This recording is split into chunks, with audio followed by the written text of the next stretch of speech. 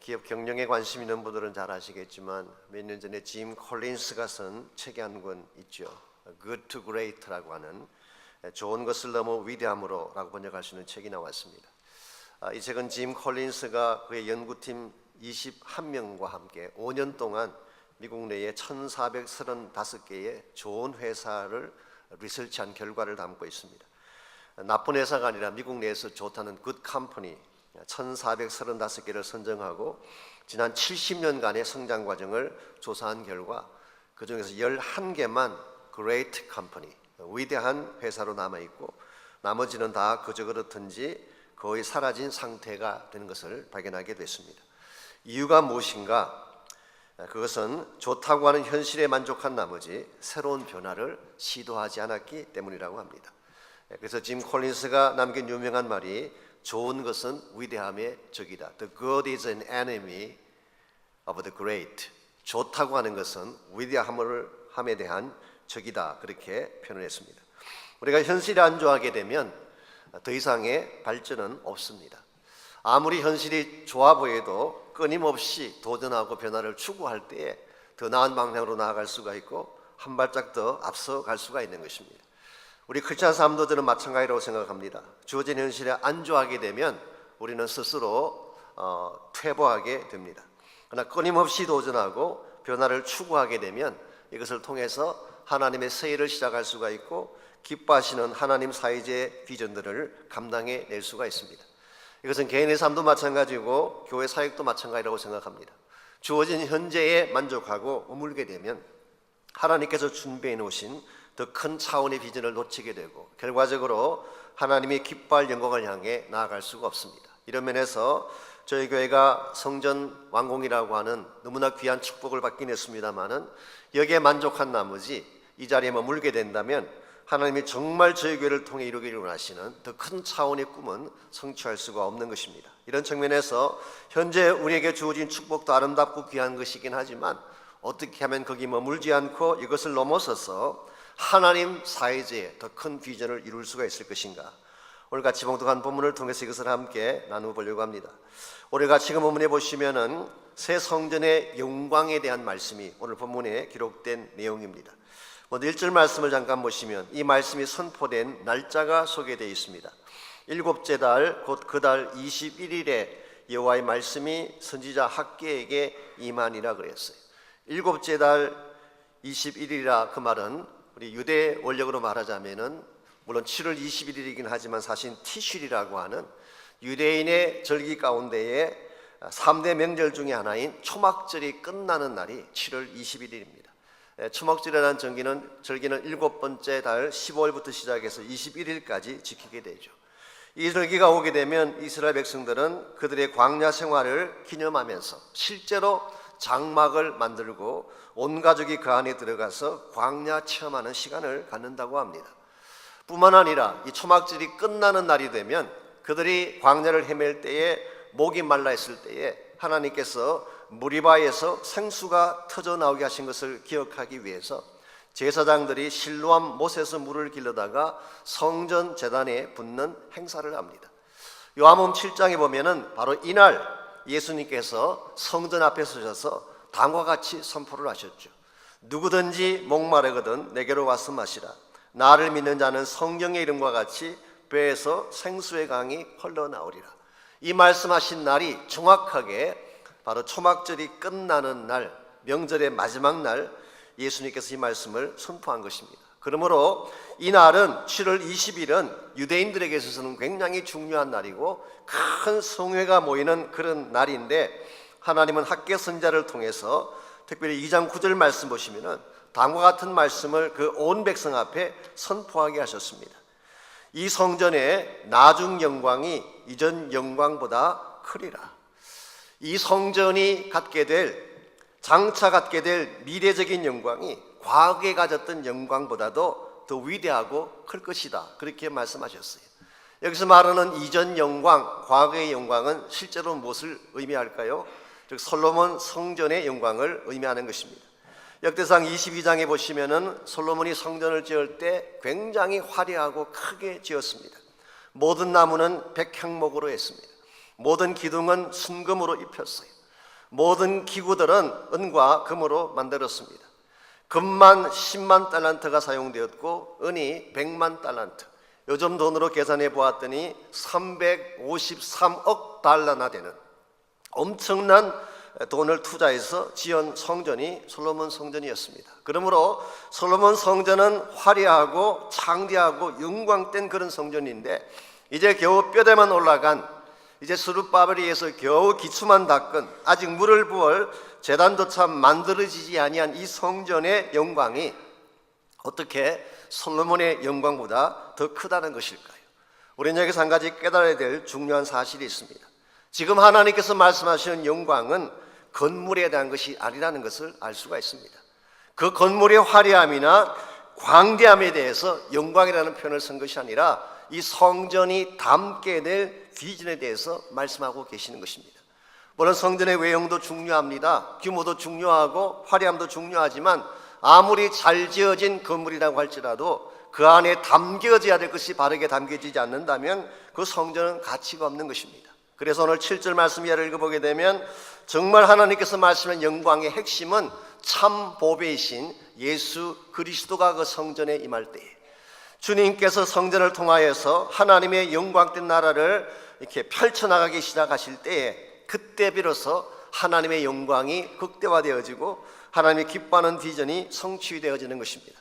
저는 저희 교회가 오늘 영광된, 정말 감격된 마음으로 새송리에서 예배를 드리고 있습니다만은, 만일 우리가 이 건물의 모든 것을 걸고 이 건물을 완공한 것으로서 우리의 모든 사역이 끝났다라고 생각한다면 이것은 굉장히 위험한 것입니다. 물론 건물이 필요하죠. 잘 지어진 건축이 필요하긴 하지만 그것이 우리의 골도 아니고 우리가 정말 이루기를 원하는 비전의 내용도 아닙니다. 오히려 이 건축을 통하여, 완공된 이 성전을 통하여서 무엇을 할 것이냐가 중요한 것입니다.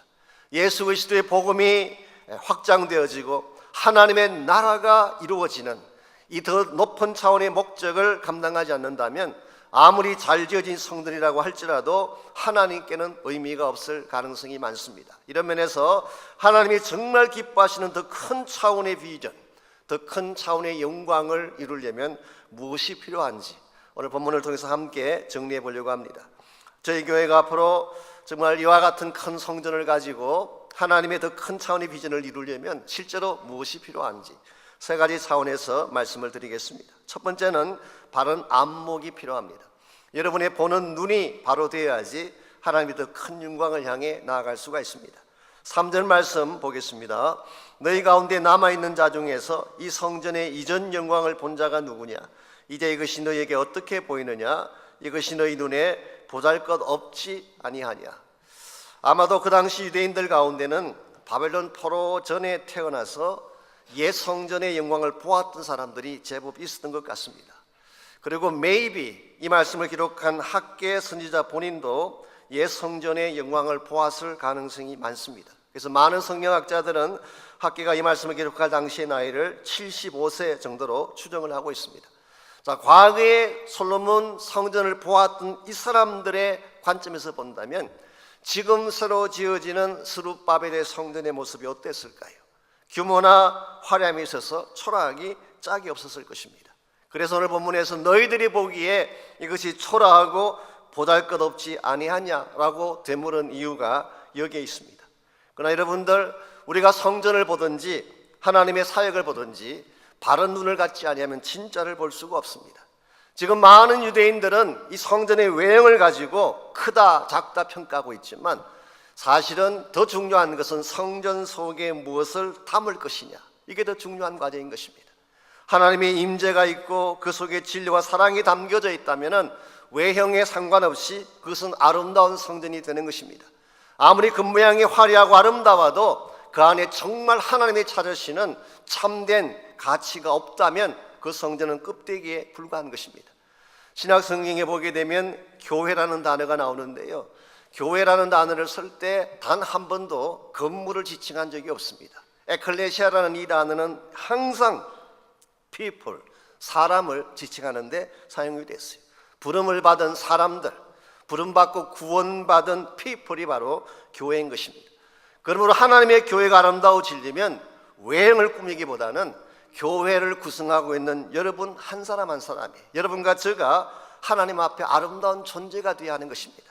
사랑이 넘치고 진리가 있고 거룩함의 삶을 사는, 오늘 하나님이 찾으시는 참된 열매는 겉모양이 아니라 그 속에 담겨진 가치이기 때문에, 오늘 여러분께서 하나님의 사역을 보고 또 교회 구조를 볼 때에 어떤 관점에서 보느냐에 따라서 여러분의 삶의 방향이 달라질 수가 있습니다. 만약 여러분이 인생을 살아가면서 물질적인 관점에서만 모든 인생을 본다면 여러분은 더 중요한 영혼과 생명을 놓칠 가능성이 많습니다. 여러분의 인생을 이기적인 관점에서만 바라본다면 참된 축복의 기회를 놓칠 확률이 많습니다. 섬기며 베푼다는 것이 얼마나 큰 축복인데 이기심에 젖어 사는 사람들은 이 축복을 누릴 수가 없기 때문에, 인간적인 계산만으로 인생을 본다면 더 소중한 진실과 인간성을 상실할 수가 있는 것입니다. 이런 면에서 우리가 하나님의 관점에서 인생도 보고 사역도 보고 믿음의 관점에서 하나님의 사명들을 바라보기 시작할 때 우리는 참된 가치를 발견할 수가 있고 하나님의 영광을 향해 나아갈 수가 있는 것입니다. 이런 면에서 우리가 정말 하나님의 교회가 또 하나님의 성전이 더 영광된 목적으로 쓰임받기를 소원한다면 우리의 안목이, 우리의 관점이 건강한 관점이 되어야 합니다. 두 번째로 우리가 더 큰 영광을 위해 달려가려면 바른 무장이 필요합니다. 바른 무장. 4절 말씀 보시면은 스룹바벨을 향해 또 여호수아를 향해, 이 스룹바벨은 아시는 대로 성전 건축을 주도했던 유다 총독이 스룹바벨이었죠. 여호수아는 그 당시의 대제사장이었습니다. 이 두 사람을 향해서, 그 당시 유대인들의 지도된 두 사람을 향해서 하나님이 주신 말씀의 핵심이 뭔가요? 스스로 굳세게 할지어다. 우리말 번역은 그렇게 했지만 원래 히브리 원문은 be strong, 강한 자가 되라, 그런 뜻입니다. 강한 자가 되라, 스트롱한 존재가 되어야만 하나님의 사명을 감당할 수 있기 때문에 여러분과 제가 세상 일이 아니라 하나님의 일을 감당하려면 영적으로 강한 자가 되어야 됩니다. 우리가 영적으로 강한 자가 되려면 무엇으로 무장을 해야 될까요? 5절 말씀 보시면은 두 가지 무장의 요소가 5절에 소개가 되어 있습니다. 너희가 애굽에서 나올 때에 내가 너희와 언약한 말과 나의 영이 계속하여 너희 가운데 머물러 있나니 너희는 두려워하지 말지어다. 즉 하나님이 이스라엘 민족을 트랙업시킬 때에, 이스라엘 네이션을 형성하실 때에 두 가지를 그들에게 주셨어요. 첫 번째가 언약의 말씀을 주셨어요. 이것을 우리 카비넌트, 언약이라고 번역할 수도 있고 킹제임스 버전에서는 아예 월드, 하나님 말씀으로 번역을 했습니다. 하나님 말씀이라고 하는 것을 그들에게 주셨고, 두 번째가 나의 영을 주셨다. 여기서 말하는 나의 영은 성령님을 말하는 것입니다. 너희들이 애굽에서 나올 때부터 너희들에게 주었던 언약의 말씀과 나의 영인 성령의 임재를 계속해서 너희들에게 머물게 하겠다. 그러므로 너희들이 두려워하지 말고 앞을 향해 전진하라 말씀하시고 있습니다. 오늘 하나님의 교회가 강한 교회가 되려면 세상적인 것을 동원해서는 강한 교회가 될 수가 없습니다. 말씀이 있어야 되고 성령이 있어야 되는, 여러분이 초대교회 케이스를 보시게 되면 초대교회 구성원들은 부자들이 아니었습니다. 귀족들도 아니었고 고관들도 아니었어요. 초대교회를 이끌었던 지도층은 갈릴리 출신의 어부들이 주류를 이루고 있었습니다. 나중에 교회에 조인했던 성도들도 대다수가 예루살렘을 방문했다가 돌아가려고 생각했던 디아스포라 주들, 사실은 멀리 흩어져 살았던 유대인들이 예루살렘에 왔다가 머물게 된 사람들. 그러므로 그들은 돈도 없었고 거처도 없었고 직장도 제대로 가지지 못한 이런 사람들이었어요. 그러므로 예루살렘 교회의 전체적인 구성을 보면은 강할 이유가 전혀 없는 교회였는데, 예루살렘 교회는 역사상 가장 스트롱한 교회 중에 하나였어요. 그 당시 세상이 감당치 못할 정도로 파워풀한 교회가 예루살렘 교회였습니다. 그 근본 이유가 무엇일까요? 그들은 다른 것은 갖지 못했지만 복음이라고 하는 하나님의 말씀을 가지고 있었습니다. 그들은 다른 것은 소유하지 못했지만 성령의 파워라고 하는 참된 능력의 원천을 가졌기 때문에 그들은 핍박이 와도, 환란이 그들을 공격해 와도 그들은 무너지지 아니하고 하나님의 나라를 세워나가는 교회로 쓰임받는 것이 가능했던 것입니다. 저는 저희 교회에 필요한 것도 이것이라고 생각합니다.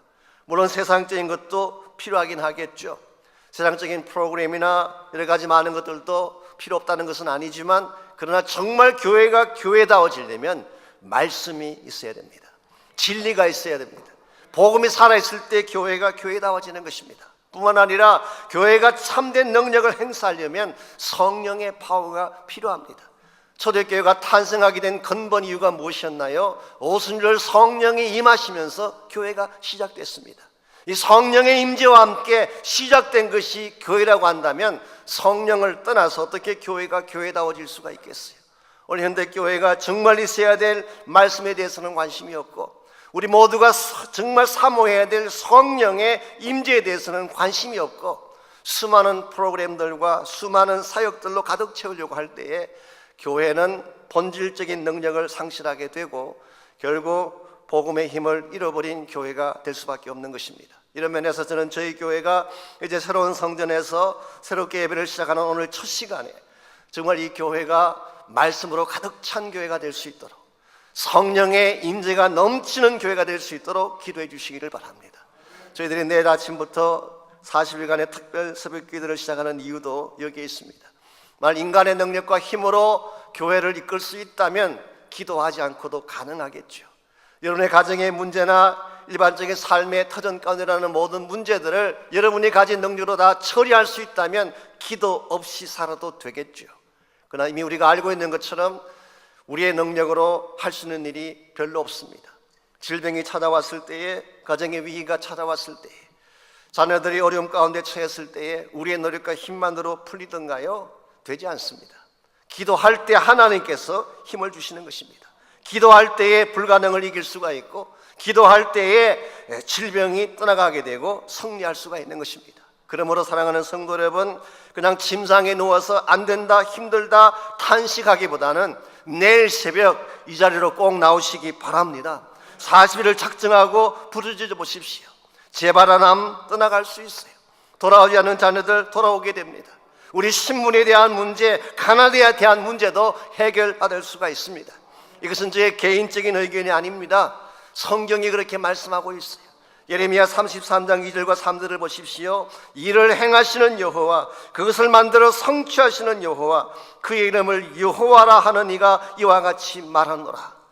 너는 내게 부르짖으라. 내가 너에게 응답하겠고 너가 알지 못하는 크고 비밀한 일을 너에게 보이리라 약속하셨어요. 제가 아니라 이를 성취하고 행하시는 여호와께서 직접 주신 말씀입니다. 여러분이 이 사실을 믿는다면 그냥 앉아 계시기보다는 하나님의 전에 나오셔서 제단을 붙잡고 기도하시기를 바랍니다.